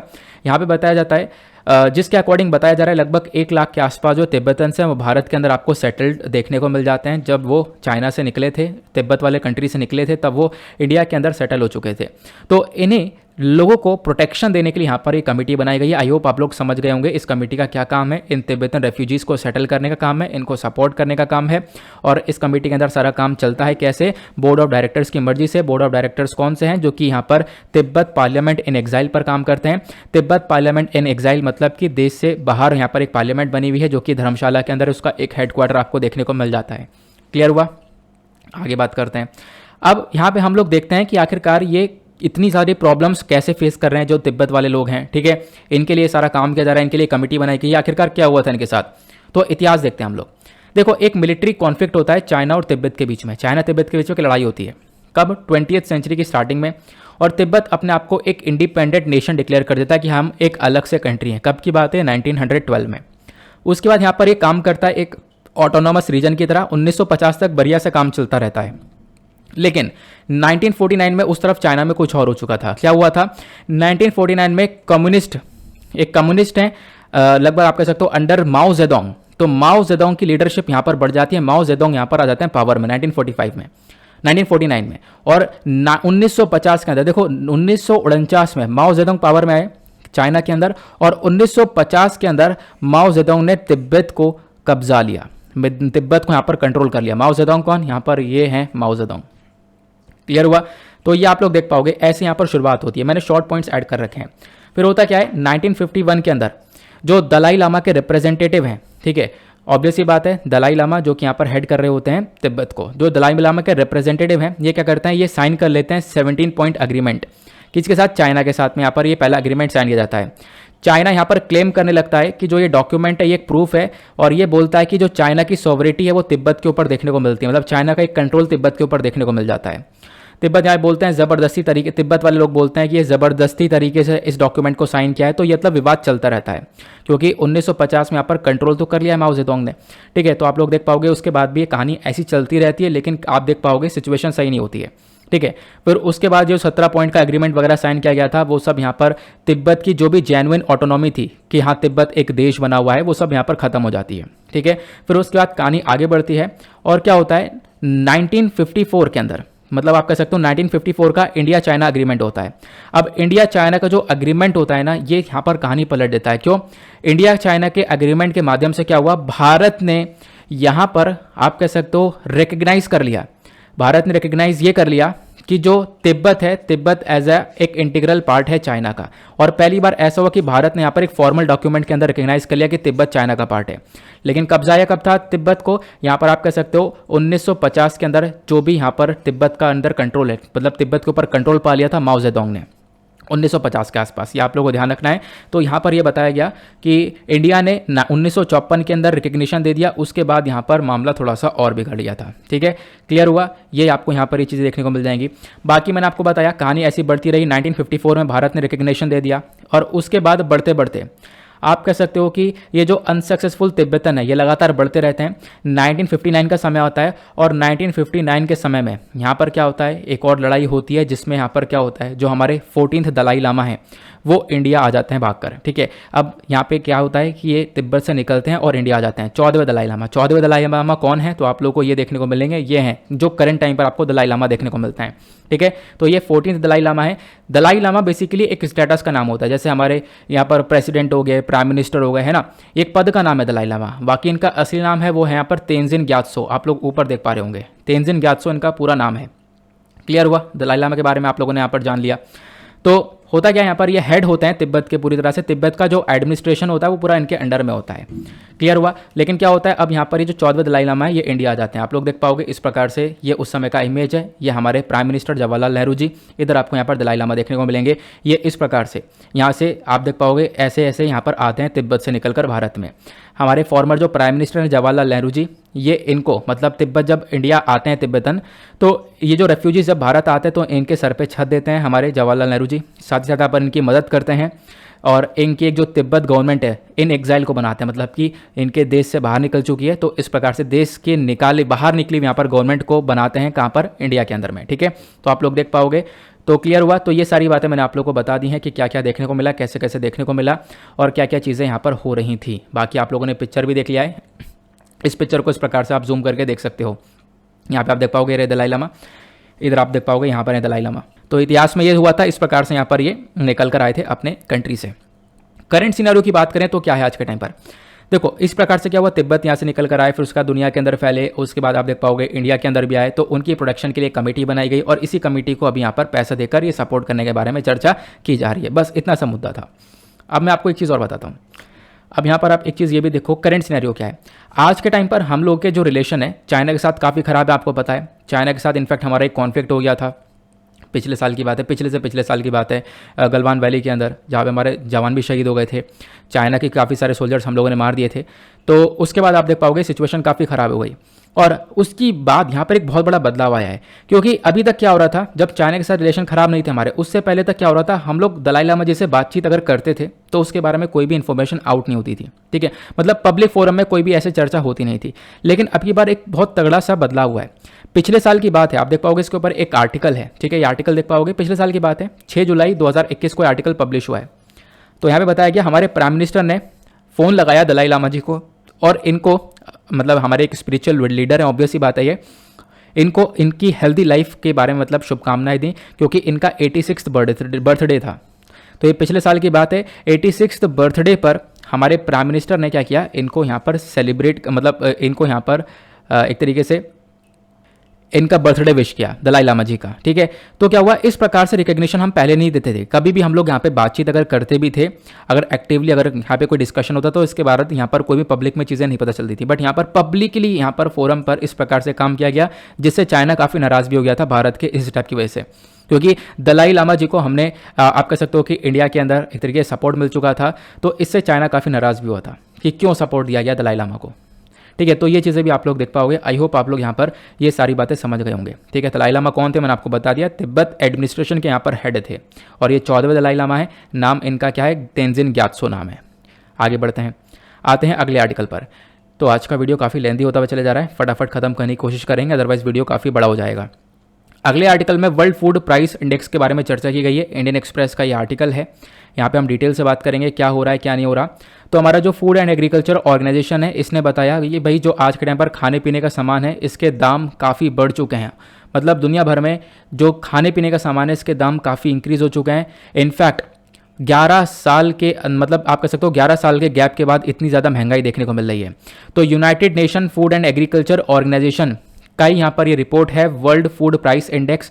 यहाँ पे बताया गया मार्च के अंदर, मार्च 2022 की हम लोग बात करते हैं, तो ये जो मतलब आप कह सकते हो फूड का प्राइस है वो लगभग 159.3 पॉइंट्स तक पहुंचा है। ये पॉइंट्स में यहाँ पे चर्चा की जा रही है, जो कि अपने आप में बहुत ज़्यादा है और हर एक रिकॉर्ड तोड़ चुका है। पिछले 11 साल के सारे रिकॉर्ड टूट गए हैं। ये सबसे हाईएस्ट पॉइंट 137.6 पहुंचा था आज से 11 साल पहले, और अब यहाँ पर 159 पहुंच चुका है। तो आप देख पाओगे दुनिया भर में प्राइस लेवल बहुत ज़्यादा हाई है। जो प्राइस इंडेक्स है वो हमेशा में मतलब ऑल टाइम हाई देखने को मिल रहा है मार्च के महीने में। आप देख पाओगे ये है डेटा, अब की बार सबसे ज़्यादा हाई है ये प्राइस जो भी हमारे खाने पीने का सामान है। आप देख पाओगे यूनाइटेड नेशन की रिपोर्ट है जिसमें बताया गया यूक्रेन की वॉर की वजह से ये सब कुछ हो रहा है। जो रशिया यूक्रेन वॉर चल रही है, इसकी वजह से जो इंटरनेशनल लेवल पर खाने पीने का सामान है, फूड के प्राइसेस हैं, वो अब की बार ऑल टाइम हाई पहुंच चुके हैं। कितने पॉइंट पहुंच चुके हैं, तो उन्होंने बताया 159.3 पॉइंट्स तक ये पहुंच चुके हैं। क्लियर हुआ। बाकी फूड एंड एग्रीकल्चर ऑर्गेनाइजेशन की रिपोर्ट मैंने लगा दी है ताकि आप लोग देख सको कि हाँ बिल्कुल ऑथेंटिक में ये सारी बातें बताई गई हैं, मतलब बिल्कुल सच्चाई यहाँ पर आप लोगों को ये देखने को मिल जाएगा। ये रिपोर्ट मैंने लगा दी है पूरी, आप लोग इसको चेक कर सकते हो। तो Food and Agriculture Organization index ने यहाँ पर बातें बताई तो हैं। अब इसके पीछे कारण क्या क्या बताया। पहला कारण बताया वॉलेटिलिटी। वॉलेटिलिटी मतलब अस्थिरता, स्टेबिलिटी है ही नहीं भाई। पिछले 2 साल के अंदर एक बार कोरोना आया, कोरोना वायरस पेंडेमिक की वजह से काफ़ी सिचुएशन खराब हुई, ठीक है, लॉकडाउन्स लगे हटे, ऐसी प्रॉब्लम्स देखने को मिली है। फर्स्ट वेव आया, सेकेंड वेव आया, थर्ड वेव आया, और अब यहाँ पर रशिया यूक्रेन का वॉर चल रहा है। तो ऐसे अलग अलग क्राइसिस पिछले 2 सालों के अंदर आते रहे हैं, जिसकी वजह से ये ऊपर नीचे होता रहा। बीच में दाम काफ़ी कम हो गए थे, बहुत ज़्यादा डाउन हो गया था, लेकिन अब धीरे धीरे यहाँ पर सरकार ने इकॉनमी को ग्रो किया है, तो यहाँ पर चीज़ें अब एक अल्टीमेट लेवल पर महंगी हो चुकी हैं, ये यहाँ पर बताया जा रहा है। उसके बाद दूसरा कारण क्या है, दूसरा कारण है सप्लाई का शॉर्टेज हो गया था बीच में, क्योंकि ब्लैक सी वाले रीजन में कॉन्फ्लिक्ट चला। ब्लैक सी और एज़ोव सी पर विवाद रहे, क्योंकि आप देख पाओगे ये है ब्लैक सी, और ब्लैक सी के ऊपर ही आपको एज़ोव, सी ऑफ एज़ोव देखने को मिलेगा। यहाँ पर बहुत सारी कंट्रीज जो है इस ब्लैक सी के साथ में बाउंड्रीज को शेयर कर रही हैं। यूक्रेन और रशिया बहुत सारे एग्रीकल्चर प्रोडक्ट्स को अपने पास रखते हैं, मतलब आप कह सकते हो चाहे वीट हो यानी गेहूं वगैरह हो गया, इसका प्रोडक्शन सबसे ज़्यादा करते हैं, ठीक है। दुनिया में सबसे ज़्यादा प्रोडक्शन यहाँ पर ये कंट्रीज़ कर रही हैं। गेहूं हो गया या फिर और भी बहुत सारा सामान हो गया, तो उसका प्रोडक्शन इन कंट्रीज़ में ज़्यादा हो रहा है, ठीक है। ऑयल हो गया, जो सनफ्लावर ऑयल हो गया, वो सब यहाँ पर प्रोडक्शन हो रहा है। लेकिन आप देख पाओगे क्या हुआ, अब ब्लैक सी के अंदर अनस्टेबिलिटी क्रिएट हो गई थी 2021 के अंदर, प्रॉब्लम्स बहुत ज़्यादा आ गई थी। तो इसके बाद क्या हुआ, व्यापार यहाँ पर थम गया। अब व्यापार हुआ नहीं, जहाज़ यहाँ से बाहर निकले नहीं, इंटरनेशनल लेवल पर यहाँ पर सामान पहुँचा नहीं, इंटरनेशनल मार्केट में सामान पहुँचा नहीं, तो सप्लाई का शॉर्टेज हो गया था। सप्लाई हो नहीं रही थी, डिमांड बढ़ी पड़ी थी, तो इसकी वजह से भी आप देख पाओगे प्राइस के अंदर एक बहुत तेज़ी से बढ़ोतरी देखने को मिली है। क्लियर हुआ। तो ये यहाँ पर बताया गया। तो सी ऑफ, ये ब्लैक सी है, ब्लैक सी के ऊपर ही आपको ये सी ऑफ एज़ोव देखने को मिल जाएगा, ये वाला रीजन, ठीक है। इसको अगर आप लोग जूम करके देखोगे तो यहाँ पर इस प्रकार से ये दिख जाएगा। क्लियर हुआ। बाकी अगर हम लोग बात करें कुछ फैक्ट्स हैं जो कि प्रीलिम्स में आपसे पूछे जा सकते हैं, जैसे कि सबसे पहला fact, Food and Agriculture Organization food price index है क्या, क्योंकि अभी फूड प्राइस इंडेक्स के बारे में चर्चा कर रहे हैं कि भाई खाने पीने के सामान के दाम बढ़ गए। तो देखो इस इंडेक्स को सबसे पहली बार लाया गया था 1996 में एज अ पब्लिक गुड लाया था, ताकि हम लोग क्या कर सकें, यहाँ पर हम लोग कर सकें मतलब कि जो भी हमारा एग्रीकल्चर कमोडिटी है, एग्रीकल्चर कमोडिटी मार्केट है, उसके अंदर जो भी डेवलपमेंट हो रहा है उसको मॉनिटर कर सकें। तो इसलिए यहाँ पर इस प्राइस इंडेक्स को लाया गया था, ताकि हमारे पास प्राइस के बारे में पता चलता रहेगा, ऊपर नीचे हो रहा है तो हम उसके हिसाब से चीज़ों को देखते रहेंगे। बाकी Food and Agriculture Organization food price index जो है बेसिकली एक मेजर है, एक तरीका है जो कि यहाँ पर मंथली बेसिस पर जो भी चेंजेस आ रहे हैं इंटरनेशनल प्राइसेस के अंदर उसको मेजर करके हम लोग को बताता है। इसका बेस पीरियड 2014-16 का है, मतलब 2014-16 से कंपेयर करते हुए आज के टाइम पर बताता है। मान लो आज के टाइम पर ये रेट है तो इसको 2014 और 16 से यहाँ पर कंपेयर करके वो बताता रहेगा कि हाँ 2014-16 के कंपेरिजन में ये बड़ा है कम हुआ है। बाकी ये बहुत सारी चीज़ों के ऊपर ध्यान रखता है, जैसे cereals, oil seed, dairy products, meat, sugar, तो इनके प्राइसेस के ऊपर जो भी चेंजेस हो रहे हैं उनके ऊपर काफ़ी अच्छे से ध्यान रखने का काम करता है। बाकी जो ये पूरा का पूरा रिपोर्ट है जिसका मैंने नाम आपको बताया था, क्या नाम है इसका, इस रिपोर्ट का नाम आपको देखने को मिलेगा वर्ल्ड फूड प्राइस इंडेक्स। ठीक है, अब यहाँ पर जो प्राइस इंडेक्स आया है जिसके अंदर ये सारी इन्फॉर्मेशन दी गई है, इस प्राइस इंडेक्स को लाने वाली बॉडी कौन सी है, वो है Food and Agriculture Organization. Food and Agriculture Organization क्या है, तो बेसिकली एक स्पेशलाइज्ड एजेंसी है यूनाइटेड नेशन की, जिसका मेन काम यहाँ पर है कि भाई दुनिया भर में हम लोग अपनी जो भुखमरी है इसको कम कर सकें। उसके बाद जो वर्ल्ड फूड डे होता है इसको भी हम लोग सेलिब्रेट करते हैं हर साल लगभग 16 अक्टूबर को, और ये जो दिन है इसको हम लोग सेलिब्रेट करते हैं ताकि हम लोग वर्ल्ड फूड और जो हमारा फूड एंड एग्रीकल्चर ऑर्गेनाइजेशन वाली बॉडी है इसकी एनिवर्सरी को हम लोग मना सकें। तो यहाँ पर आप कह सकते हो इसी वजह से वर्ल्ड फूड डे को भी सेलिब्रेट किया जाता है, क्योंकि फूड एंड एग्रीकल्चर ऑर्गेनाइजेशन की एनिवर्सरी को हम लोग मनाते हैं। और फूड एंड एग्रीकल्चर ऑर्गेनाइजेशन का मेजर काम है दुनिया भर के अंदर भुखमरी को खत्म करने का। इसका हेडक्वार्टर आपको रोम, इटली में देखने को मिल जाएगा, और इसको फाउंड किया गया था 16 अक्टूबर 1945 में। इसके जो पेरेंटल ऑर्गेनाइजेशन है वो कौन सी है, यूनाइटेड नेशन। तो आप लोग ये भी ध्यान रख सकते हो। बाकी इसकी कुछ और बॉडीज़ भी हैं, जैसे यहाँ पे बोला जाता है कि इसकी बहनें, मतलब FAO की बहनें कौन कौन सी देखने को मिल जाएंगी, सिस्टर बॉडीज़, वो है World Food Programme, International Fund for Agriculture Development, आपको ये सारी बॉडीज़ देखने को मिल जाती हैं। क्लियर हुआ। तो आई होप आप लोग यहाँ पर काफ़ी अच्छे से चीज़ों को समझ गए होंगे। ये मैंने आपको सारी इन्फॉर्मेशन दे दी है। फूड एंड एग्रीकल्चर ऑर्गेनाइजेशन ने यहाँ पर बताया कि भाई दुनिया भर के प्राइसेस है वो कहाँ पर जा रहे हैं, दुनिया भर में यहाँ पर प्राइसेस लगातार इंक्रीज हो रहे हैं, ऑल टाइम हाई डेटा ये देखने को मिल रहा है। अगले आर्टिकल पर आते हैं। नेक्स्ट हमारा आज का लास्ट आर्टिकल है, जो जैसे तैसे पहुंच गए लास्ट आर्टिकल पर। यहाँ पे बात की गई है भारत ने सक्सेसफुली टेस्ट कर लिया है SFDR को। SFDR यहाँ पर क्या है, यह है solid fuel ducted ramjet booster. ठीक है, तो इस प्रकार से आप देख पाओगे यहाँ पर इसको टेस्ट किया गया। इंडियन एक्सप्रेस का आर्टिकल है, भारत ने सक्सेसफुली SFDR बूस्टर को टेस्ट कर लिया है। यहाँ पर आप देख पाओगे, हम डिस्कस करते हैं आखिरकार SFDR क्या है। तो भारत ने जो ये टेस्ट किया है ये ओडिशा कोस्ट चांदीपुरी से किया हुआ है। DRDO ने क्या किया था, इस SFDR को बनाया था, इस बूस्टर को DRDO ने बनाया है। और यहाँ पर आप कह सकते हो इसको डेवलप करना स्टार्ट कर दिया था 2017 के अंदर, इसकी एक सक्सेसफुली टेस्ट कर लिया था 2018 में, फिर 2019 में। नाउ अब यहाँ पर फिर से आप देख पाओगे इसकी एक सक्सेसफुली टेस्टिंग कर ली गई है SFDR की। नाम ध्यान रखना, solid fuel ducted ramjet booster, ये देखने को मिल जाता है। अब इसके अंदर क्या हुआ, रामजेट टेक्नोलॉजी का इस्तेमाल हुआ है। देख पाओगे SFDR क्या है, विकीपीडिया पर काफ़ी सारी इन्फॉर्मेशन यहाँ पर दी गई है। तो बेसिकली ये एक मिसाइल प्रोपोल्शन टेक्नोलॉजी है जिसको इंडिया और रशिया दोनों ने मिलकर बनाया है। ठीक है, इस SFDR को भारत रशिया ने मिलकर बनाया है। ये जो SFDR टेक्नोलॉजी है ये एक मिसाइल प्रोपोल्शन सिस्टम है। ठीक है, इसके अंदर क्या होता है, रामजेट इंजन का कॉन्सेप्ट देखने को मिलेगा। मतलब ये एयर ब्रीथिंग सिस्टम पर चलता है, यहाँ पर कोई अलग से हवा नहीं, एनवायरमेंट की हवा को लेकर ये यूज़ करता है। इसका मतलब क्या है, जो आप लोग एरोप्लेन को देखते हो तो एरोप्लेन कैसे उड़ता है, एरोप्लेन के उड़ने का पीछे का रीज़न है इसके टर्बोजेट। ये आपको टर्बोजेट दिख रहे होंगे, टर्बो फैंस देखने को मिल रहे होंगे। इसमें क्या होता है, हवा, हमारी जो वातावरण की हवा है वो यूज़ करी जाती है। एनवायरमेंट की हवा एंटर होती है यहाँ से और पीछे से निकलती है। मतलब अगर हम लोग बात करें, एक बलून हो गया हमारे पास, बलून के अंदर हमने हवा भर दी और उसको यहाँ से पकड़ लिया, इसको छोड़ेंगे तो यहाँ से हवा निकलेगी और बलून आगे भागेगा। ठीक है, तो यहाँ पर इसी प्रकार से एरोप्लेन के अंदर में होता है, हवा यहाँ पर इन जेट्स के अंदर जाती है और पीछे से यहाँ पर उतने प्रेशर से निकलती है, पीछे से उतने प्रेशर से निकलेगी तो उसके बाद ये एरोप्लेन हमारा उड़ता है। क्लियर हुआ। अब इसके अंदर अब ये सारा जो प्रोसेस हो रहा है इस पूरे मशीन के अंदर, यहाँ पर एक मशीन लगी हुई है जिसका नाम है टर्बोफैन या टर्बोजेट। ठीक है, एक टर्बोफैन टर्बोजेट होता है जो एरोप्लेन के अंदर इस्तेमाल होता है, मिसाइल के अंदर रामजेट इस्तेमाल होता है जिसके बारे में हम चर्चा कर रहे हैं, और फिर उसके बाद लास्ट वाला होता है स्क्रैमजेट। रैमजेट के अंदर क्या होता है, इसके अंदर भी हवा का यूज़ किया जाता है। ठीक है, जो बाहर की एनवायरमेंट की हवा होती है वो भी यूज़ होती है। जैसे मैंने आपको बताया हवा अंदर जाती है यहाँ से, फिर उसके बाद बाहर निकलती है। ऐसे ही रामजेट में भी होता है। रामजेट में बाहर की हवा जा रही है, लेकिन रामजेट यानी मिसाइल है, मिसाइल के अंदर यूज़ हो रहा है ये इंजन, तो इसकी स्पीड काफ़ी तेज़ होती है। स्पीड क्यों तेज़ होती है, क्योंकि ऊपर और नीचे में काफ़ी डिफरेंस है। यहाँ पे आप देख पाओगे ये जो इसकी बीच का हिस्सा है कितना मोटा बनाया गया है, नीचे आप देख पाओगे इसके बीच के हिस्से को काफ़ी पतला कर दिया गया है, जिससे कि यहाँ पर हवा ज़्यादा जाएगी, है ना, और यहाँ पर ज़्यादा प्रेशर क्रिएट होगा और ज़्यादा प्रेशर से यहाँ पर पीछे से हवा निकलेगी, और जिसकी वजह से यहाँ पर रामजेट काफ़ी तेज़ी से भागेगा। और रामजेट का ही कॉन्सेप्ट आपको स्क्रैमजेट में देखने को मिल जाता है। स्क्रैमजेट यहाँ पर हमारे कुछ अल्टीमेट लेवल के मिसाइल्स हो जाते हैं जिसकी स्पीड बहुत ज़्यादा तेज़ हो जाती है। ठीक है, आपको पता होगा हाइपरसोनिक का नाम आपने सुना होगा, तो हाइपरसोनिक मिसाइल्स यहाँ पर देखने को मिल जाते हैं जिनकी स्पीड बहुत ज़्यादा तेज़ होती है। इसके अंदर क्या होता है, हम इस वाले बीच वाले सिस्टम को और ज़्यादा पतला कर देते हैं, यहाँ पर और हवा जाती है, और यहाँ पर आपको पूरा का पूरा प्रोसेस देखने को मिलेगा। हवा जाती है, हवा जाने के बाद यहाँ पर होता क्या है, होता यहाँ पर यह है, एक फ्लेम होल्डर लगा हुआ है, फ्यूल इंजेक्शन है, कंबस्टन चैम्बर है, और एग्जॉस्ट और नोजल। नोजल क्या करेगा, यहाँ पर तेल जो हमारा फ्यूल होता है, फ्यूल का छिड़काव करेगा। फ्यूल का छिड़काव करने के बाद हमारे पास चलो तेल मिल गया। तेल मिलने के बाद हमारे पास क्या है, यहाँ पर आप कह सकते हो आग लगने के लिए एक स्पार्कल भी आपको देखने को मिल जाएगा, है ना। तो यहाँ पर चिंगारी भी हमारे पास और साथ ही साथ फ्यूल भी है। अब हमें क्या चाहिए, चिंगारी और फ्यूल के साथ साथ हम लोग को यहाँ पर ऑक्सीजन चाहिए होगी, क्योंकि ऑक्सीजन नहीं होगी तो आग नहीं लगेगी।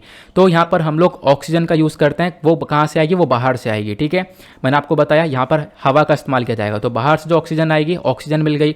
यहाँ पर क्या हो रहा है, यहाँ पर आप कह सकते हो तेल मिल रहा है, यहाँ से आग लग रही है, तो ये एक एनर्जी जनरेट हो जाती है। उस एनर्जी से यहाँ पर आप कह सकते हो और भी बहुत सारा प्रेशर क्रिएट हो जाता है, जिसकी वजह से यहाँ पर हमारी हवा जो है वो और भी बहुत तेज़ी से निकलती है और हमारा जो प्लेन है वो उड़ता हुआ नज़र आता है। ठीक है, क्लियर हुआ, ये मैंने आप लोगों को बता दिया। बाकी आप लोग यहाँ पर देख पाओगे वही चीज़ें बताई गई हैं इस सिस्टम के अंदर। यहाँ पर आप देख पाओगे काफ़ी सारी चीज़ों का यूज़ किया जाता है। रामजेट जो है ऑक्सीजन का यूज़ करता है और ऑक्सीजन एटमॉस्फेयर से ली जाती है। मैंने आपको बता दिया, एटमॉस्फेयर मतलब वही हमारी वातावरण की हवा को लिया जा रहा है। जो ये SFDR पूरी टेक्नोलॉजी है, इसको डेवलप किया गया है defence research and development laboratory Hyderabad के थ्रू। इसने कोलेब्रेशन किया था हमारे DRDO लेबोरेटरीज़ के साथ में। तो इनके साथ में कोलेब्रेशन करने के बाद यहाँ पर इस SFDR को बनाया गया। मतलब वीडियो इतना लेंदी हो चुका है और इतनी रात हो चुकी है मुझे रिकॉर्ड करते करते, मैं अभी यहाँ पर पूरी तरह से एक तरीके से जो मेरा फ्लो है वो ख़राब होता जा रहा है।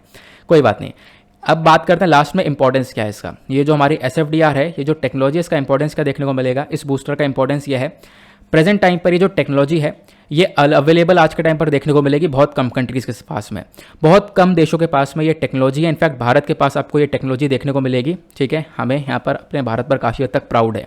उसके बाद दूसरा इंपॉर्टेंस आपको ये देखने को मिलेगा, एयर टू एयर मिसाइल है जो कि यहाँ पर यूज़ करती हैं SFDR टेक्नोलॉजी को। मतलब जो हवा में छोड़ने वाली मिसाइल होती है, वहाँ पर इस टेक्नोलॉजी को इस्तेमाल किया जाता है।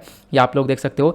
यहाँ पर क्या होता है कि लगभग इनको अगर एक लंबा रास्ता तय करना है तो इनको ऑक्सीडाइजर की आवश्यकता नहीं होती है। मतलब ऑक्सीजन के लिए एक अलग से अंदर मशीन की आवश्यकता नहीं होती है। यहाँ पर डायरेक्टली क्या होता है, जो ऑक्सीजन है हम लोग एटमॉस्फेयर से ले लेते हैं। मैंने आपको बताया ना, इसके अंदर एक खास बात यह है कि हम लोग ऑक्सीजन क्या करेंगे, यानी जो हवा है वो हम लोग बाहर से ले लेंगे और बाहर से हवा जाएगी, अंदर नोजल वगैरह है ही जो कि अपना काम करेगा और यहाँ पर उस हवा का यूज़ किया जाएगा। बाकी हवा यहाँ पर आगे से जानी और पीछे से उतनी प्रेशर से यहाँ पर निकलनी है, जिसकी वजह से हमारा ये जो पूरा का पूरा मशीन जो है, पूरी मिसाइल हमारी वो वर्क करेगी। बाकी जो ये मिसाइल बेस्ड SFDR है, ये बेसिकली एक सुपरसोनिक स्पीड पर भागता है। अच्छा, सुपरसोनिक स्पीड कौन सी स्पीड होती है, नीचे कमेंट सेक्शन में मुझे बताना। ठीक है, सुपरसोनिक स्पीड कौन सी स्पीड होती है, नीचे कमेंट सेक्शन में सभी लोग बताएंगे। ठीक है, इसके बारे में मैंने आप लोगों को काफ़ी और बता रखा है। बाकी आई होप आप लोग यहाँ पर समझ गए होंगे कि कैसे कैसे ये काम करता है। SFDR के बारे में मैंने आपको बता ही चुका हूँ कि क्या क्या होता है। ये लास्ट में थ्रस्ट वगैरह प्रोड्यूस करता है। थ्रस्ट जो है बिल्कुल लास्ट में यहाँ पर आप देख पाओगे बनकर निकलता है। ठीक है, ये आप लोग देख पाओगे। ये वाला सिस्टम हमारा एग्जॉस्ट कहलाता है। हालांकि इसका एक और डिटेल्ड मतलब कि स्ट्रक्चर होना चाहिए था, बट वो डिटेल्ड स्ट्रक्चर मैंने लगाया नहीं है, मैंने समझाने के लिए लगा दिया था। एक छोटा सा आर्टिकल था, ज़्यादा कोई डिटेलिंग थी नहीं। तो फिलहाल तो नाम यह है कि ध्यान रखना, इसका नाम है सॉलिड फ्यूल डक्टेड रामजेट। ठीक है, एक मिसाइल प्रोपोल्शन सिस्टम है जिसको बनाया गया है किसके थ्रू, जो DRDO है हमारा, उसने यहाँ पर जो DRDO है भारत का अपना डिफेंस बॉडी, उसने यहाँ पर इसको बनाया है। ये आपको ध्यान रखना है, बहुत इंपॉर्टेंट ये पार्ट है। ठीक है, इसकी टेस्टिंग काफ़ी सारी कर चुके हैं। अभी एक नई टेस्टिंग यहाँ पर हो चुकी है जिसको लेकर आर्टिकल्स पब्लिश हुए हैं। वो नई टेस्टिंग कौन सी है वो आप लोग देख पाओगे। ये वाली टेस्टिंग है जिसको लेकर आर्टिकल है। इंडिया ने successfully flight test missile system कर लिया है। मिसाइल सिस्टम कौन सा है, वो है SFDR बूस्टर। ठीक है, तो आई होप आपको यहाँ पर ये आर्टिकल बहुत बेहतरीन तरीके से क्लियर हो चुका है। बाकी सारे आर्टिकल्स भी अच्छे से क्लियर हो चुके हैं। लास्ट में मैंने शॉर्ट आर्टिकल लगा रखे थे, ज़्यादा कुछ डिटेलिंग नहीं थी, इसको मैं और ज़्यादा अच्छे से एक्सप्लेन कर सकता था, बट अभी मेरी एनर्जी डाउन हो चुकी है। लेकिन इसको मैंने काफ़ी सारे वीडियोज़ में एक्सप्लेन कर रखा है, ऐसा नहीं है कि मैंने यहाँ पर एक्सप्लेन नहीं किया हुआ है। तो आई होप वैसे तो आप लोगों को समझ में आ ही गया होगा, इसमें कुछ ज़्यादा टिपिकल चीज़ आपको देखने को मिलेगी नहीं। और हाँ, एक चीज़ और है, मेरे से पॉसिबल हुआ तो एक वीडियो मैंने और अच्छे से इसको एक्सप्लेन कर रखा है, वो वीडियो का लिंक मैं आपको नीचे डिस्क्रिप्शन बॉक्स में दे दूंगा, ठीक है। आप लोग स्टार्टिंग में जाकर, मतलब उस वीडियो में मैं ना पहला आर्टिकल ही मैंने ये डिस्कस किया है, तो आप लोग वहाँ से भी एक बार कवर कर सकते हो। मैं आपको उस वीडियो का लिंक दे दूंगा, ठीक है। तो परेशान होने की आवश्यकता नहीं है, मुझे बता सकते हो। बाकी मैं आपको बता ही चुका हूँ कैसे वर्क करता है, तो इसमें कोई ज़्यादा डिटेलिंग की ज़रूरत नहीं है। नाउ गाइज, यहाँ पर इसी के साथ करते हैं हम लोग अपने लेक्चर को समाप्त। आई होप आप लोगों को मज़ा आ गया होगा, बहुत सारी चीज़ें आप लोगों ने सीख ली होंगी। वीडियो लेंदी हो रहा है लेकिन कोई बात नहीं, काफ़ी सारा इंपॉर्टेंट डिस्कशन यहाँ पर हो रहा है। इसी के साथ करते हैं हम लोग अपने लेक्चर को समाप्त। मिलते हैं आप लोगों से नेक्स्ट वीडियो में। आज के लिए bye bye, have a nice day, thank you and जय हिंद।